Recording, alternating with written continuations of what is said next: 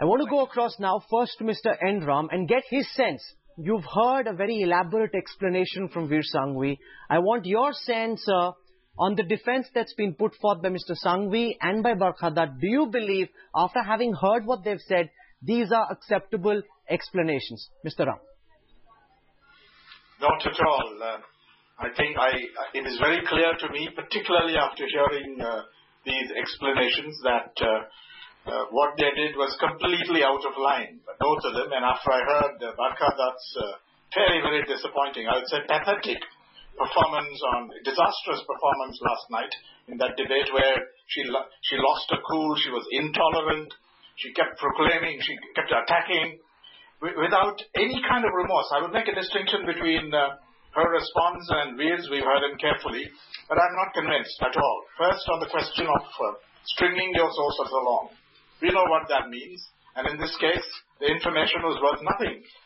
But he says, I didn't pass on any messages. I'm not going to ask the Congress, but here is something that is significant, I think, in the transcript, where Nira Radia says, she sort of reported this to Kanimori, and she says, she conveys Kanimori's thanks, saying, so she wants to thank you personally for this, for doing this favor, because apparently there's some kind of outcome at that point, or at least it looked that way to Nira Radia.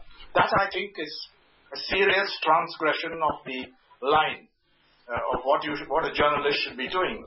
And secondly, in the case of Veer Sanghvi, the so-called stringing along, which I don't buy, resulted in nothing. It was for nothing. Apropos what? For what purpose? It was absolutely.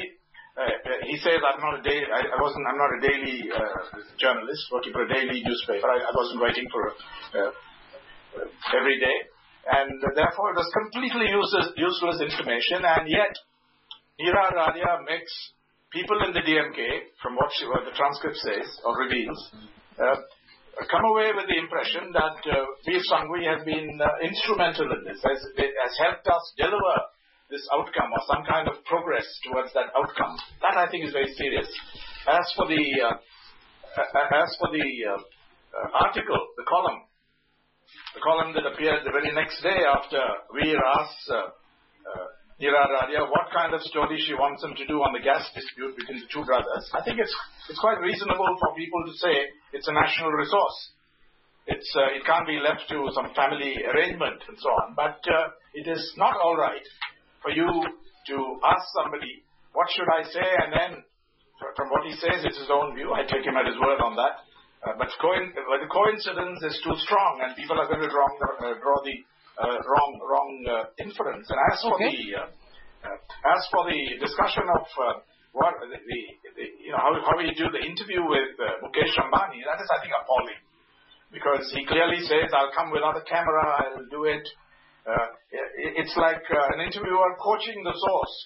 He says it's to put the person being interviewed at ease, but it looks terrible in this transcript. So I'm afraid, in the case of both, we'll discuss Barka after we hear the transcripts, I guess. But in the case of both, they're completely out of line. And my verdict is the BBC wouldn't tolerate it. What I said in the current discussion, the BBC wouldn't tolerate it. The Financial Times wouldn't tolerate it.